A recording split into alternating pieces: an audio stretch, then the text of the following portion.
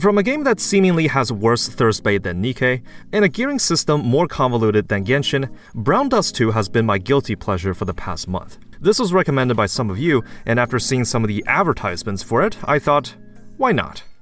And fun fact, this will be the first gacha game with the 17+ age rating that's actually deserving of it. Snowbreak and Nikke both surprisingly are 12+, so even little 13-year-old Timmy can play them. The shamelessness is on full display with Brown Dust 2. This is the first gacha review that I will be censoring some scenes because I really don't know how much of it is safe to show. Anyways, this will be the 5th volume of the series I like to call the Atrocious Gacha Reviews, where I will play the game in question as a low spender for a month and go over the casual player experience such as progression, gacha systems, presentation, and so on. This is an action turn-based RPG with art style that's completely unique and absolutely does not resemble any other JRPG in existence. My name is Psyche, and let's go on an adventure. Brown Dust 2 is developed by a Korean game studio called Game FSN, which is a subsidiary of NeoWiz, a major publishing company whose logo looks like 8 butt plugs in a ring shape. They were known for quite a number of game releases, and including last year's popular Souls-like Lies of P. Aside from that, I also recognize some indie roguelikes that I used to play back in my early YouTube days, like Skull the Hero Slayer, Dandy Ace, and the rhythm game DJ Max. Not too much dirt to dig up for the developers. Now, one immediate question that may jump out to you is, what kind of a maniac names their game after the stuff that gets excreted from my toilet every morning? Well, the story begins with the first game with the same name. The idea at the time was to name it after the dust that gets kicked up by an army as they march into battle. The name sounds cooler in Korean, but in English it sounds a little suspicious. The original Brown Dust released in 2019 and featured a grid-like battlefield where characters attack in certain patterns. There was a story mode, but in 2020, the game was renamed to Brave 9 as they felt the story more closely followed a band of adventurers instead of a kingdom at war.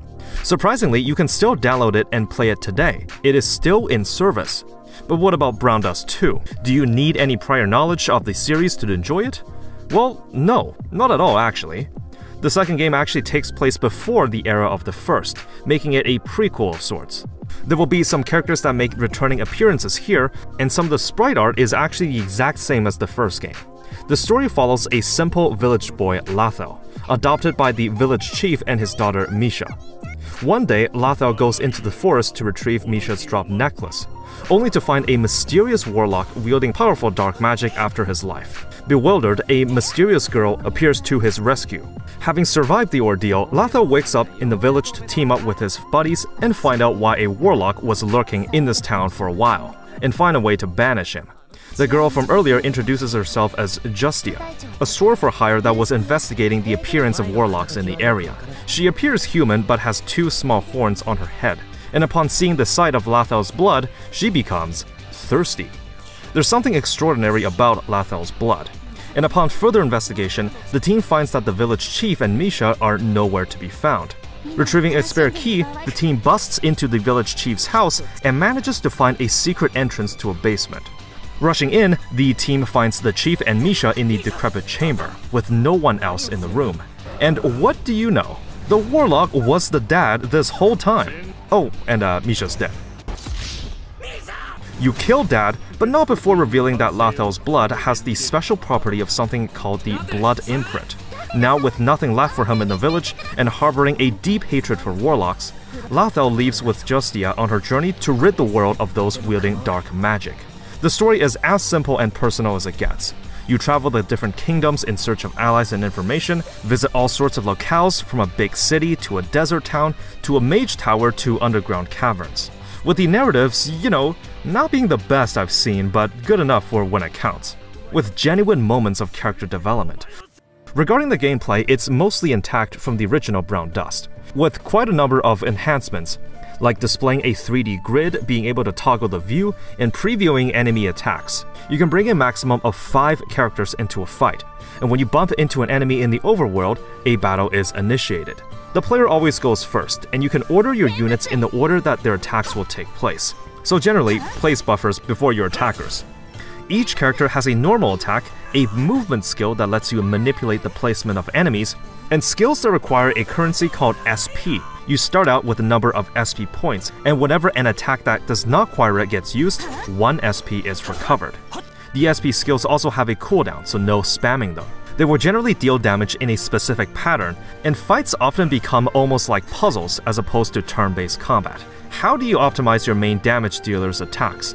See, when an enemy gets moved, if they don't bump into another target in its path, they actually just take no damage. But that's usually worth it for your damage dealer to swoop in and capitalize on the positioning. Fights are often not allowed to drag on for too long, as starting from turn 10 and onwards, you enter a state called death time, where damage by both allies and enemies are greatly amplified. The game physically tries not to let the fight drag on for too long, and I found most encounters were determined by a single turn. There is a simple element system with buffs and resistances. Water beats fire, who beats wind, who beats water right back. There's also light and dark, who deal more damage to each other but resist the same element. I often found buffers to be very effective, as the damage amplification is no joke. The game will even let you preview the outcomes of your decisions, as well as your enemies, so you can better prepare your positionings. You can actually position your allies anytime at any turn, as the game is only locked in when you start your attacks. That being said, the preview feature isn't the most complex or accurate, as it doesn't factor in any buffs or changes to the battlefield. So even if one of your attacks projects that it's not enough to finish off an enemy, if you knew how much your buffs would matter, you can confidently still do the play, and it will get you the results that you wanted. Even with a 5-member setup, the setups for your main damage dealer is often more important than actually dealing the damage itself. In terms of overworld design, each story chapter has its unique dungeon, a hunting area for farmable resources, and a central town area for shops, bars, inns, and the daily bulletin board. There is a dash function that lets you get rid of these small dust devils that can hurt you, small puzzles and traps to find, and teleport points that lets you fast travel. In addition, each character has access to a unique ability that lets you make progress on your account, like Justia's ability to cook items and heal allies, transmutation to forge raw resources into cloth and steel for crafting gear, and forging to actually create gear for your team. Each character can equip up to 5 pieces of gear at a time, and I'll talk about the convoluted gearing system later. But using any character ability will use a pill currency that can be bought from any shop for gold. Just like your typical gacha game, there is a complex web of currencies to keep track of, but we'll break it down one by one. Okay, from every section from here on, I will be giving the usual below, within, or above expectations rating, starting with progression. So the gameplay of Brown Dust 2 can look pretty flashy and satisfying, not to mention giving you the occasional raunchy skill cutscenes. If you play for the fan service, you'll love it here. But how is progression handled? Well, let's take a look. Every character can be ascended every 20 levels using a star currency that's gained by farming or usually other means. Ironically, you level up using slimes, which I'm pretty sure is just a parody of how these adventure quest games have you kill slimes as your first enemy. Character rarity is split into 3, 4, and 5 stars, and 5-star characters get to ascend 5 times, as opposed to its lesser rare counterparts. Each unit has at least 1 costume, which is kind of like a skin, but also serves as that character's specialization. What I mean is, everyone will have access to their normal and movement attacks, but also a unique ability tied to each costume. So if you have multiple costumes from the same character, then you can use their normal attacks and movements as usual, but also have access to all their costume skills. It's not the same versus having an alternate version of a character. Each costume has their upgrade system, where certain nodes will take a gems currency farmed elsewhere, and certain nodes providing permanent boosts to that skill, some of which are pretty impactful, such as increasing the range of the attack or reducing the SP cost. Each costume can also be limit broken up to 5 times, and what's worth discussion is that limit breaks in this game are actually quite influential, even for support characters. In certain games, only having 1 copy of a character is enough for the majority of content in the game, and while that's still true here, you benefit a lot from having limit broken costumes, including ways to have 100% crit rate builds, but requiring additional copies of even support characters. We will go into the generosity of the gacha later, but for now, we can talk about the gearing system. Korean games love their complex gearing systems. As mentioned previously, each character can equip up to 5 pieces of gear at a time. Gear can be obtained via story or event rewards, pulled from the gear gacha, or crafted using materials.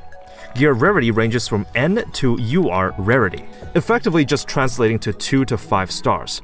When a piece of gear is crafted, it will randomly select one of 4 possible tiers, with the higher tiers giving better bonuses, but also having a lower chance to be crafted.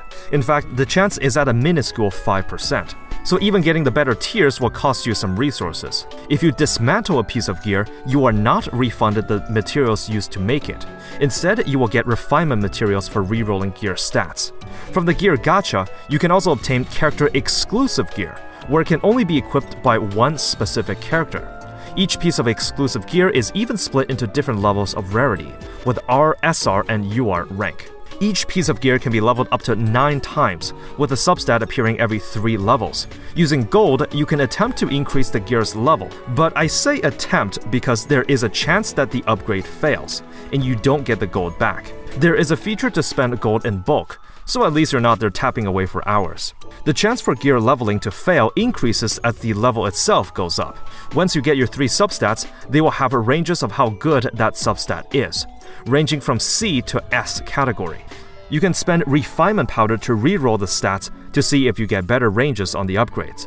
Generally, you're not going to see S's very often, so most will just advise to get a couple A's and be done with it. You may also reroll the main and the substats themselves in case you want something different. Doing so will cost yet another refinement material. You can lock certain stats in place if you want them to stay as it is, but this will increase the cost of each reroll.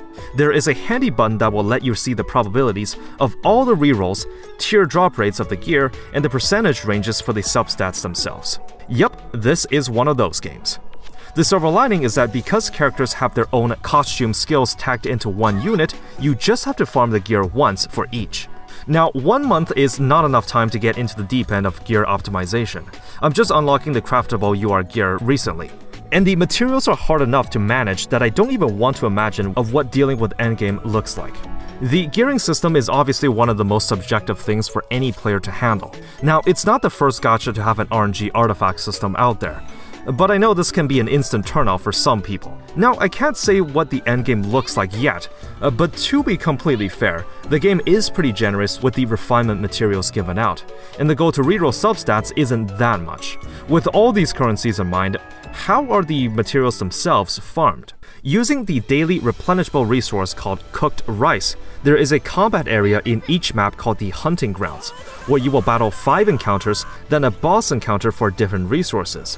One battle will take 1 unit of cooked rice, so each dungeon run will cost 6.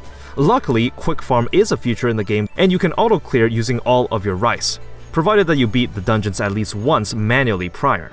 All 60 units of rice are replenished at server reset every day, so you just have to log in once daily. What's more, if the game happens to gift you additional rice through rewards or a character's dispatch ability, the rice gets appended as a yellow number, and it stays there permanently, so it can be used at any time and does not impact your daily rice count.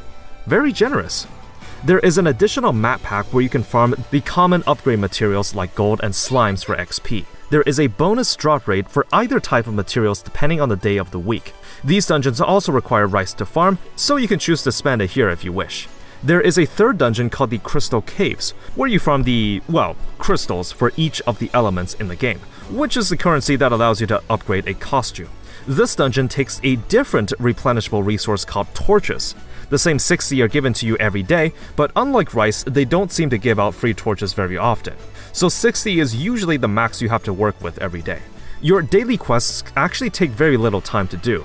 There is a bulletin board in each map that allows you to select up to 3 quests a day. It's split into 3 tiers, each tier taking a bit longer to do but also giving you more gold. You don't have to do all 3 every day, only 1 is enough to complete dailies. There is a PvP mode, and I know again, this is going to be a very hit or miss for some people. Essentially, you set up an attack and defense configuration and battle with other players' defenses. There are some special rules and the meta is quite different versus PvE content. You are given 40 goblets every day to use for battles. Now, the best case scenario for gacha games to do PvP, in my opinion, as I have stated before, is to have it as just something for whales to compete with. The game should not lock meaningful or significant content behind this mode. Luckily, in this case, it doesn't. But there is a catch.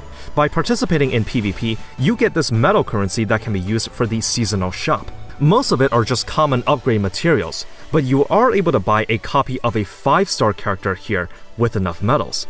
This means even for free-to-plays, you are encouraged to spend your daily 40 goblets in PvP. But if it's not your thing, you can just let the game auto-battle for you. It doesn't have the smartest AI, and I'm usually just losing mine since I don't have a built-up roster.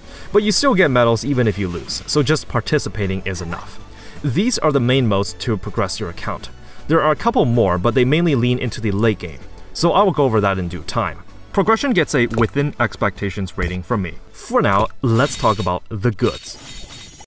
Brown Dot's 2's gacha system, to put it plainly, is actually pretty generous.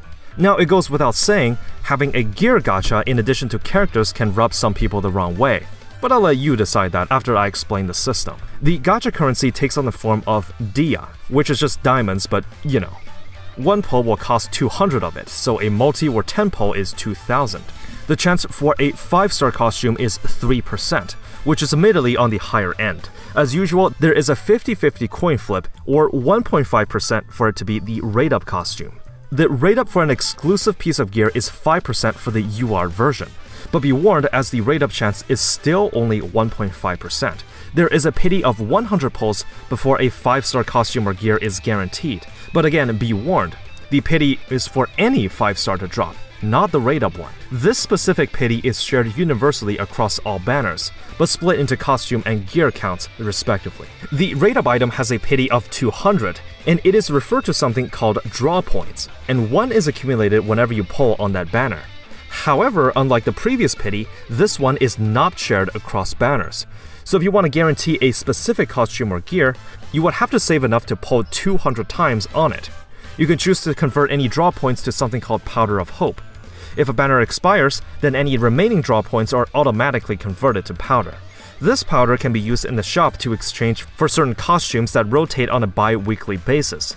But just a heads up, these featured costumes are not the ones on rate-up. You cannot use powder to get the current banner items, so it's not as good as having Nikke's permanent mileage tickets. This might make it seem pretty typical, but the game is quite generous with the amount of free gems and tickets given out. It's something you really just have to notice for yourself, but it's around the same level as Nikke, if I'm gonna be honest. If not slightly more too. There is a daily paid pull that you can do on each banner costing 90 dia. But here's what surprised me. There is also a free daily pull for every rate-up banner. So since most banners are 2 weeks, this would equate to 14 free pulls for each. You even get 10 more tickets whenever you pull the rate-up item. It's like you're getting rewarded for having good luck. For low spenders, the 30-day supply exists in 2 tiers, which I just doubled up since I was okay with spending that amount. There are different seasons for the Battle Pass, one for each event period. There is a free and a premium track. At first, the premium track displayed the 100 gems tag on it, and I thought, oh, it's one of those purchases that costs paid gems. Except no, you can use free gems to unlock it. It's actually a really good deal since 100 gems is the equivalent of 5 pulls, and you get that back and then some. From all the gacha games featured on this channel, this is the first to have a full battle pass for free. There's a reason why it sunk over 800 hours into Deep Rock Galactic and over 100 into Helldivers 2. Outside the gacha space, there is a deep belief that live service games are greedy and predatory. I think there are ways to do it well and ways to not do it so well. These 2 games are some of the few that does player retention correctly and actually has a fully accessible battle pass with no additional charge. I don't know if there's a gacha game in the future that will have the same system that I will review, but for now, this is again really generous. There is a paid dia banner for beginner accounts where you can select 3 characters, and each multi is guaranteed to contain 1 at random. Of course, you want to select the support characters here, since once you start playing these games for a while, you start to get a feel of what's good and what to prioritize. So I decided to plunge on it. Are you serious? Where was this luck when I was playing Limbus Company? Outside of daily logins, the game gives out quite a lot of free tickets, just from literally doing anything. The free gacha currency is definitely on the generous side, and with that 3% SSR rate, you would expect to score a lot of different costumes. But there are a few caveats that I do want to bring up. The first, as stated in the progression section, is that limit breaks are more important in this game than some of the others I've played. You don't have to roll for dupes, it's not a hard requirement by any means, but you do benefit quite a lot from having them. There is a standard pool of characters, but most of the banners feature limited characters. They are not added to the general pool after their banner period ends. Now I know this is literally the standard for gacha games, but I feel Nikke players have been so spoiled that somehow I expected something different. That being said, you actually get free copies of certain SSRs just by progressing in the story. And if you enter the inn in each map, you may recruit certain 5 stars using these scrolls that are also given out from time to time. The pool is pretty large, and some of the 5 stars are pretty good. Oh, and I guess the third caveat is that gear gacha exists too, and limit breaks are pretty helpful, but you can be the judge of that. Gacha and monetization gets a within expectations rating. I think it's very close to being above my expectations, but if you compare it to Nikke, like, how do you even beat this? Now, the game is approaching its first anniversary this week actually, on June 13th, so it's possible that some of the limited characters will become permanent, but for now, I'll just leave it at that. Opening the game for the first time genuinely surprised me. The game plays like a typical JRPG, but the style, at least to me, was brand new. The game world is beautifully rendered with hand-drawn assets, covered with layers of blur to emphasize the depth of the environment. There are dialogue cutscenes, some special scenes with the sprite art, and the first couple of chapters are fully voice-acted in Japanese and Korean, but the later chapters only have certain dialogues with voiceovers. The environmental design is pretty diverse. There's an odd sense of adventure and personal touches, and the music is pretty well done too. It really makes you feel like going on an adventure and visiting all these locales across the land. I know the look and style can resemble some existing JRPGs out there, but hey, how Brown Dust 2 sets itself apart is, well, through all the shameless fan service. This is the game that Nikke wishes to be if that 12+ age restriction was not in place. The skill and character animations are beautifully animated for the right or wrong reasons depending on how you see it, and hey, there's quite a bit of eye candy for the non-existent female fanbase too. Autoplay does exist for the game, and it's done in a way that makes sense. And that does seem to be the norm for gacha games these days. You can actually just tap or click on the objective, and your on-field character will just walk there automatically. Now, the auto AI in the game isn't the smartest. It doesn't know how to avoid enemy encounters, and if you enable autoplay during the battle, it doesn't try to reposition or strategize. It just auto-uses everyone's costume skills and hopes for the best. I personally wouldn't use this feature unless you greatly exceed the level requirements for the stage, as, again, even if you win, the AI doesn't know how to use healing items and you still have to babysit it. Here's a nice touch too. When you skip a cutscene, the game will give you a short synopsis of what happened. There's a couple other games that do the same thing, and once again, I do believe that a skip button is a fundamental feature of gacha games. To my surprise, there is a PC client version too, with shortcut keys for the UI, and the game runs exceptionally smoothly. I never encountered any bugs, except maybe for the odd UI that's still displayed in Korean. In terms of the UI itself, there's quite a number of quality of life features that I quite like, such as selecting gear to dismantle in bulk, where it just auto-selects the ones you want, and you can complete the operation in like 2 seconds. There is an auto-battle function for pretty much any game mode, even the event minigame. In terms of the balancing, it may have been due to me snagging some good characters from the gacha, but I overall didn't find too many issues with the balancing or difficulty progression. Like most other gachas, the combat power requirement is not very trustworthy. Like, if you're just by the requirement but you don't bring the right units for the job, you're still going to wipe. Brown Dust 2 has a unique artistic identity and both visually and technologically impressive. It is definitely more polished than some of the gacha games I've played. Presentation gets an above expectations rating from me. So you built up your harem of scantily clothed waifus, but how can you put all your investments into good use through late-game challenge content?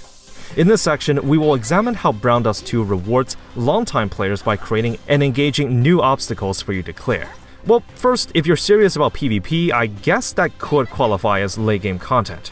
But for the sake of this review, I will not consider it that. For true late-game, there are several packs in the menu that lets you put your roster to use. The first is the Evil Castle, which is sort of like a tower climbing mode where levels grow increasingly difficult the higher you go. There are different towers with enemy lineups that will demand various elements or damage types, where magic damage literally just doesn't work, and same goes for physical. These 3 towers are permanent, but there's also a 4th called the Tower of Wrath, which rotates on a seasonal basis every 2 weeks. There are 6 total floors in the Tower of Wrath. You will battle 4 enemy lineups, then a boss at the end. You cannot change your team once inside, so no reviving downed allies. You are then scored from several criteria for each of the 5 battles, such as the highest damage dealt, amount of allied damage taken, and so on. Yes, this type of seasonal content does have a leaderboard. Unless you're a Giga Whale, you will have no chance of competing in the top charts. However, you absolutely don't have to reach that point for a full clear, which is enough to get you the rewards. The other type of endgame content is on another map called Last Night. This is kind of like a raid auto battler where you assemble a whopping 20 different characters to hit a boss automatically and your scoring is calculated. The raid itself is pretty visually impressive, but other than configuring the order in which your team attacks, you actually can't control anything. This mode mainly tests your knowledge of character builds and ways to strategize. Again, doesn't take a genius to figure out that you won't be beating the whales, because of course a leaderboard exists here too. Every limited time event also comes with a separate raid mode called Fiend Hunter. It's basically a giant boss fight that takes up multiple grids with weak points and its attacks perfectly telegraphed. Equipped with your team, your goal is to deal damage to it before you wipe. When you enter the later stages with more health, you are allowed to form multiple teams for those seasoned accounts. And yes, you guessed it, there is a leaderboard here too. Late game content is fine and plentiful. It gets an above expectations rating from me, as there are multiple avenues in which your well-built units can be used, instead of a singular challenge mode that rotates every 2 weeks. The only issue is the leaderboard in the background. They even place the top 3 players on a pedestal smack dab in the middle of the lobby, and even gives you a bit of extra gold if you stand next to it, as if to draw your attention and taunt you. This is a bit tricky because if you have an extremely competitive mindset, you won't be able to reach this point unless you mindlessly grind or pay up. Of course, this type of content would be perfectly fine if you don't care about any of that stuff.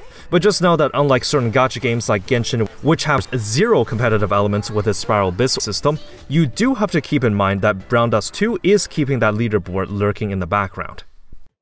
When judging fear of missing out elements, Brown Dust 2 will get a bit of an advantage here versus other games reviewed on this channel. This is because the game isn't even 1 year old yet. It doesn't have enough track record compared to previous entries, which have all exceeded at least 1 year of runtime. This is also the reason that I will not try to review a gacha game as soon as it goes live, such as for Withering Waves, because there's no way to judge a game based on its performance on handling FOMO or content frequency when it has just launched. That being said, let's go through how Brown Dust 2 mitigates FOMO elements. In terms of character exclusivity, there is a pool of units that will only come back when there is a rerun or through other means. While there is a general pool of standard characters that can spook you, you can easily argue that it is possible that more characters will become permanent as time goes on, but I will review the product in front of me, and no one can predict the future. So first, there's no skins in the game, because technically the costume system already functioned as skins to begin with. In terms of what's actually exclusive, there's a unique piece of gear introduced with each event that you can get, which cannot be obtained through other means. That being said, gear is also quite invisible just sitting in your inventory. You can't really see it in gameplay like weapons like the 3D open world games. Throughout the 1 year runtime, there has been reruns of events and limited characters, such as the Idol Phantasma rerun that happened when I started playing myself. It's not quite as generous like Nikke that literally adds past events permanently to an archive. FOMO gets a within expectations rating from me. As a live service game, it is up to the developers to keep players engaged through consistent upload schedules and meaningful new content. How does Brown Dust 2 handle that? Well, the typical event takes 2 weeks for its runtime, which does seem to be the standard when it comes to these things in today's age. For each event, there is a story mode that can be read at any time and is actually separate from the gameplay modes. You get 5 units of the event currency that lets you enter levels. There are the normal and the challenge difficulty levels, each consisting of 12 stages. After you beat the 12th and final stage, quick play is unlocked and you can spend your daily 5 event tokens immediately and get the respective shop currency. As previously mentioned, there is a Fiend Battle raid mode to test your late game builds. It's definitely not something I have enough experience with, but it's there. At times, I've even seen some event minigames to shake things up a bit. Taking a look at the event shop, it's actually quite generous with the amount of stuff you get if you participate, like a total of over 10 summon tickets. Throughout the month I played the game for, there has not been any downtime between events. Usually when the period is over, maintenance begins and the next event starts immediately. Looking at the game's website for news, there are developer update notices every 2 weeks or once every month. Basically a letter from the development team outlining any issues or content patches in the near future, in addition to announcing various quality of life changes and compensating players accordingly. I think a good relationship between developers and the player base goes a long way to build trust and loyalty. I always like to see it when they do this, so Brown Dust 2 gets a passing grade in this regard as well. Variety and content frequency gets a within expectations rating from me. So what do I have to say about Brown Dust 2? Well, compared to its predecessor, this game is unusually polished and a major step up from its prequel. The story is one of the most simple yet personal tales I've seen. There are moments of character development and camaraderie, and the maps are diverse with suitable environments and music design. Despite having a turn-based gameplay loop, which usually drags out the game by having multiple turns, Brown Dust 2's system is quick and heavy in brain usage, where lining up the right attacks can end an encounter in just a turn, where drawn-out fights are actively being discouraged. Everyone will have their opinions regarding a weapon gacha or a convoluted upgrade system for equipment. The generous gacha is also home to some of the most, exotic character designs I've seen, something Nikke players will greatly appreciate. The game hits all the right spots in regards to having a good standing in the gacha industry, while also promoting whales to support the game financially. For me, this game is a solid 8 out of 10. Just recently, they announced a collab event with Mushoku Tensei, adding the two characters Eris and Roxy to the events while also giving them a unique story mode. With these reviews, I will also answer a subjective and personal question. Am I in or am I out? Do I see myself playing this for the near future, or do I quit? Well, I'm a pretty big sucker for these simple adventure stories that don't necessarily contain a lot of lore, but it feels personal enough that you really get to know the characters. I'm currently in the 9th or so story pack, and it's actually quite intriguing in the direction that the story is going. I didn't really care too much about the PvP or raid content, but I think for the time being, I'll be sticking with the game for some extra weeks or month, uncovering the rest of the plot. For that reason, I'm in. Thank you for tuning in to the 5th volume of the Atrocious Gacha review. This is honestly some of the most stupid fun I've had while playing it, because when my 30-day gem supply pack started running out, I haven't even realized that it's been a month and it's time to make the review. Let me know what you think of Brown Dust 2, and you can suggest which game to try out next on the Discord server. I've already picked out the next entry, and it's going to be for Honkai Impact III. Thank you for watching as always, and remember, have fun out there.